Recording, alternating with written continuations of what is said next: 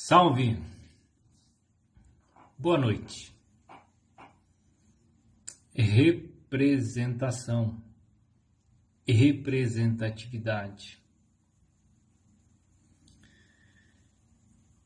É um assunto bem interessante essa questão de representação, né? Uma palavra, ela é representada pela forma dela, né? E ela se apresenta através das letras desta representação. E representa, obviamente, o inventor dessa palavra, dessas letras, né? Quando eu compro um produto, esse produto vem com um rótulo indicando ali, representando o nome da fábrica e o que é o produto, o local que ele pertence. Está ali a representação do rótulo. Você usa um produto, você trabalha em uma empresa e você está representando esta empresa quando você trabalha. Quando você coloca o seu uniforme da empresa que você trabalha, você está representando esta empresa. Esta empresa a qual você representa quando está trabalhando, ela tem regras, ela tem normas da empresa, conforme o dono da empresa criou essas normas, para que seja assim. Então você representa a empresa. A empresa lhe paga se você fizer o serviço que foi pago para fazer, que foi contratado para fazer. Enquanto você estiver empregado, ou seja, com a camisa da empresa, você tem que seguir as normas da empresa e fazer o serviço que a empresa precisa que você faça, né? Representações. Se você observar bem, tudo são representações. Representações de quem criou os produtos, que deram um nome, né?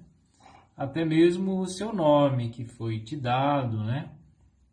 O teu CPF que representa a tua pessoa, o teu nome que foi dado pelos seus pais. Tudo é uma questão de representação. De representação. Os símbolos representam uma informação. Representam um código, representam uma mensagem. As figuras, né? As imagens representam uma informação. Representam um nome representam algo por trás. O ser humano é uma representação? Ele existe. A quem ele representa? O que o ser humano representa? A quem ele está representando? O ser humano sabe que ele representa algo ou alguma coisa? Não, né?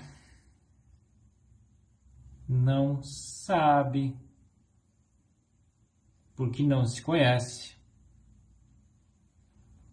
Por isso que ele não sabe quem ele está representando. Tem nos caminhões, algumas carretas, né? Alguns caminhões, lá no final, naquele para-barro, tem muitos que colocam assim uma frase bem interessante, que é assim: não sou dono do mundo, mas sou filho do dono. É uma frase bem bacana, né? Você é filho do dono do mundo? A frase quer dizer isso. Você é ou não é filho do dono do mundo? O dono do mundo é dono de tudo. Se você é filho do dono, você também é dono, né? Você representa esse dono. E você está representando bem esse dono ou representando mal?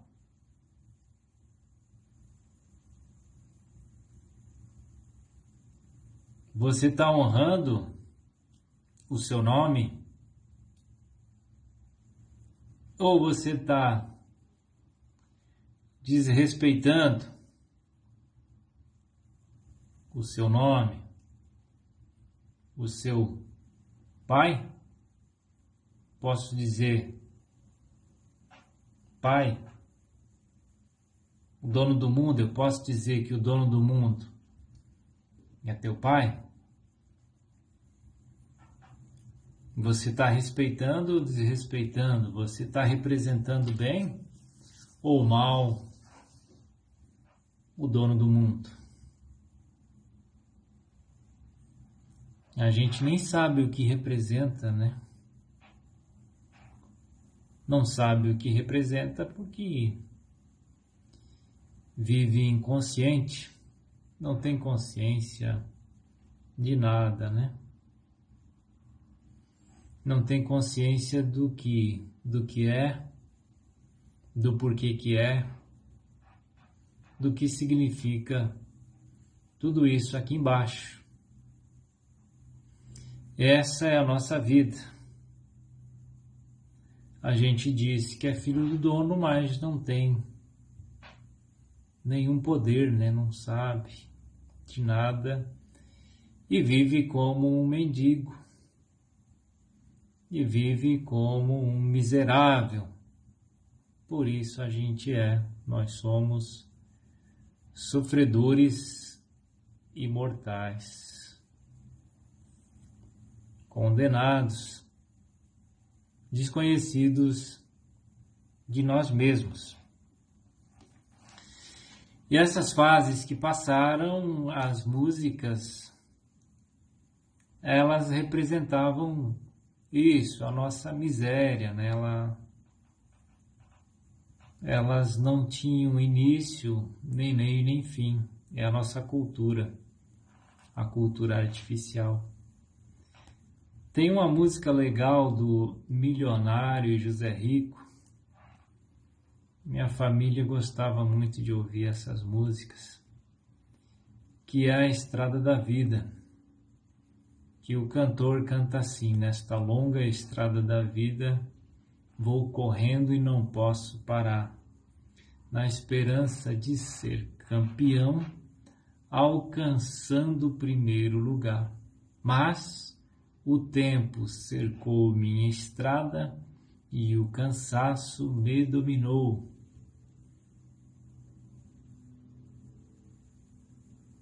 E o cansaço me dominou. Minhas vistas se escureceram e o final desta vida chegou.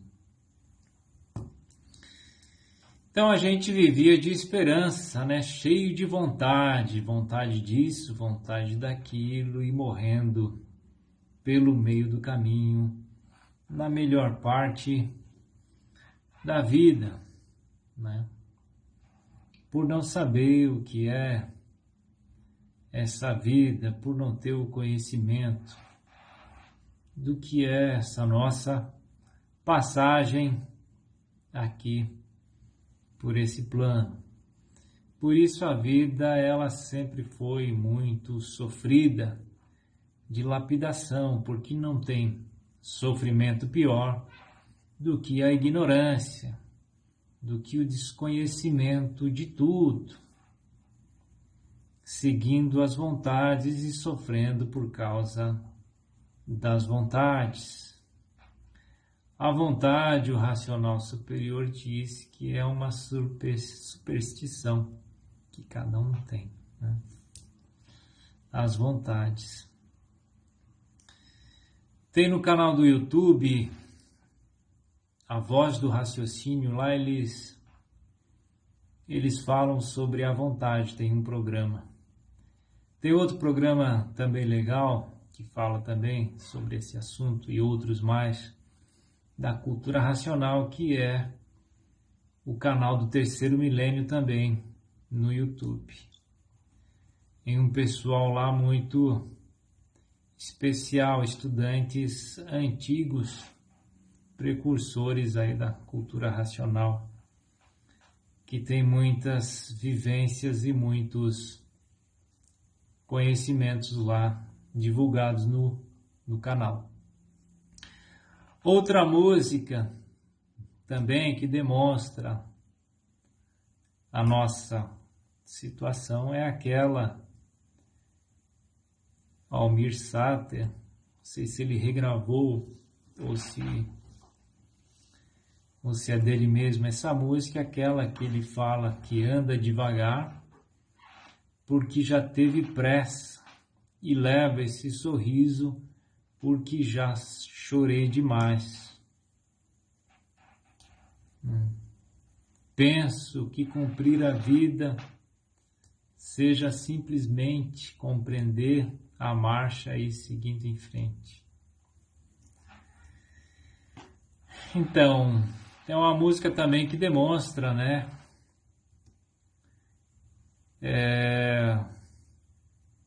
Que ele pensa, né? Cansou de chorar, porque perdeu aí as esperanças, pensou, não chegou a conclusão nenhuma, e aí, ao invés de ficar chorando, começou a rir, mesmo sem saber o porquê disso tudo, né? Então ele compreendeu que a vida é seguindo em frente, né? Ou seja, não encontrou a solução e não tinha como encontrar solução nessa nossa fase de sofredores, nessa nossa fase de experiências que levou muitos aí a...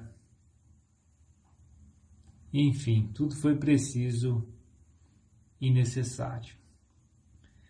Tem um exemplo de um corredor da seleção brasileira que ele estava mostrando as técnicas que ele descobriu que dão certo para quem gosta de correr. Então ele estava compartilhando o conhecimento dele e falou um pouco da história dele, que ele começou como todo mundo começa, né? O corredor amador, e era muito esforçado e treinava demais. Treinava muito porque queria e porque gostava de correr, né? E começou a competir. Só que ele sempre, na competição, nunca conseguia ganhar nada. Se esforçava, não era por falta de vontade, de esforço. Corria de madrugada, corria de meio-dia, enfim, corria muito, mas não tinha resultados. Ele por ele mesmo, ele pegando aí dicas da internet, do que falavam, ia fazendo o treino dele pela cabeça dele. E o resultado foi que ele nunca conseguiu ganhar aí um pódio, conseguiu ser bem sucedido na sua carreira. Até que ele resolveu ir mais a fundo para saber o que estava acontecendo e foi para fora do país e procurou lá conhecimentos e conseguiu montar um método que funciona em cima do conhecimento e não mais por ele sozinho, tentando acertar, tentando treinar sozinho, sem nenhuma técnica, sem nenhuma base para que aquilo desse o resultado esperado, que era ele vencer as corridas. E ele conseguiu e passa para todos essa experiência. Por que eu trouxe o exemplo desse corredor, né? Porque é o nosso exemplo, né? Foi o nosso exemplo antes de chegar esse conhecimento da cultura racional. Então a gente queria se conhecer, todo mundo queria se conhecer, né? Conhece a ti mesmo. A frase bem antiga, né? Mas como é que eu vou me conhecer, né? Então as pessoas foram inventando métodos científicos, né? Se é um método, precisa ter um modo, né? Uma forma para tentar se conhecer do nada, por ela mesma, né? Pensando e imaginando e experimentando e praticando. E a gente nunca conseguiu se conhecer. Porque depois que se conhece, é simples de verificar por que a gente nunca se conheceu, né? Quando o ser humano nasceu, ele já encontrou tudo isso pronto. O ser humano, ele não se fez, ele foi criado. Então não tem como o ser humano se conhecer, por isso ele nunca se conheceu. Ele só pode se conhecer, só poderia se conhecer se viesse a instrução, se tivesse o manual, se tivesse o conhecimento da origem dele, para ele se conhecer. Então, foi uma vida bem sofrida, né? De muita lapidação, de muito sofrimento. Essa nossa vida que nós passamos nessas outras fases em que o ser humano não se conhecia. E todo o mal nosso, da humanidade, é esse. É o ser humano não se conhecer. Se o ser humano se conhecesse, estaríamos todos em paz, estaríamos todos concordando, unidos. E o que a gente vê aí em todos os tempos foi guerras após guerras, conflitos após conflitos, e nunca teve paz nesse mundo. Como é que é possível ter paz no mundo? Quando eu concordar com você. Se você discordar de mim, vai ter o atrito, vai ter o conflito, vai ter o desrespeito, vai ter a violência, vai ter a guerra e vai ter a morte. E como é que a gente pode concordar? A gente pode concordar somente através do conhecimento verdadeiro, da origem, da concórdia universal.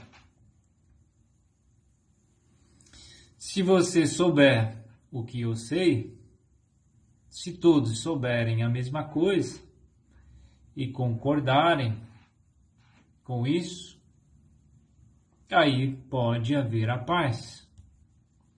Mas tem que ser um conhecimento verdadeiro, um conhecimento que faça sentido, que te convença, comprove com comprovação, para que você aceite e entenda e aí concorde através da verdade.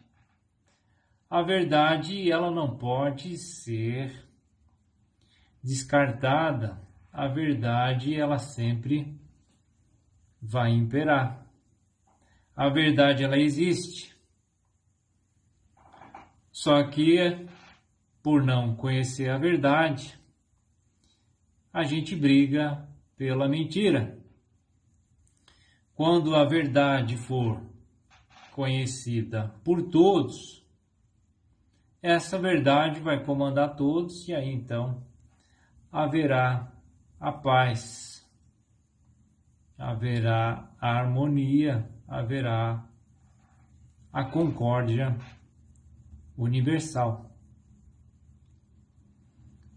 Somente dessa forma, para que haja a concórdia, através do conhecimento da verdade real do ser humano e de tudo que existe. Quem já não ouviu aquela frase? Quem já não tentou salvar o mundo? Né? De vez em quando a gente escuta aí: é possível salvar o mundo? Como fazer para salvar o mundo? Né? Mesma coisa, como fazer para salvar o ser humano? É uma pergunta simples e que também não faz sentido. Por quê? Como é que eu vou salvar o ser humano? Primeiro, salvar do quê? Né? Primeiro, salvar do quê? Se eu não tenho conhecimento do que é o ser humano, não posso. Aí, quero salvar o mundo.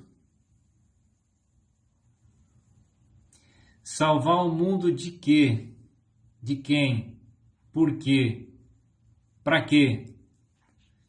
Mas antes de responder todas essas perguntas, a pergunta que se tem que fazer é: você criou o mundo para poder salvar o mundo? Não, você não criou o mundo. Você não tem condições nem de se salvar, que dirá salvar o mundo, porque você não se criou e você também não criou o mundo. Mas o mundo existe e você também existe. E se você e o mundo existem, existe o Criador. Existe o dono da sua vida e existe o dono de tudo isso. Certo? Você querer salvar o mundo é querer passar por cima do dono do mundo. E se você nem se conhece, que dirá o mundo? Então são perguntas que se fazem que não têm sentido, que a resposta ela é muito simples. Para eu poder fazer isso ou aquilo, eu preciso do conhecimento real disso ou daquilo. Então, o ser humano não pode salvar o mundo. Só quem pode consertar o mundo foi quem fez o mundo. Não é mesmo? Então, foi uma fase muito triste que cada um recorda bem como é muito triste a gente viver na ignorância, sem ter onde se agarrar e com quem contar. Como está lá na placa lá do caminhão, ser filho do dono e ao mesmo tempo órfão, né? Sem pai, porque eu não sei onde ele está, eu não converso com ele. Enfim, é uma frase que também tem sentido e não tem quando a gente não tem o conhecimento do dono. Aí fica desorientado, desvinculado de nossa origem, e aí, desvinculado da origem, é perdido, é desorientado, é sofrendo sempre. Mas o conhecimento do dono está entre nós. O conhecimento do dono é a cultura, no nosso mundo de origem, a cultura racional, para desencantar os encantados que viviam desconhecidos de si mesmo, para que possam se ligar ao seu mundo de origem, para que possam restaurar essa conexão que foi perdida por vontade própria, diga-se de passagem, por abuso de vontades, por desobediência. Assim como hoje a gente sofre muito pelas vontades, pela desobediência das leis naturais que comandam tudo, que nos alimentam e que nos mantêm, nós aqui, seres humanos, animais de origem racional. Então, o conhecimento para essa ligação já existe, já está na Terra desde 1935. A imunização racional, para nos imunizar, para nos ligarmos ao nosso mundo de origem e acabar de vez com esse sofrimento aqui de baixo. Salve!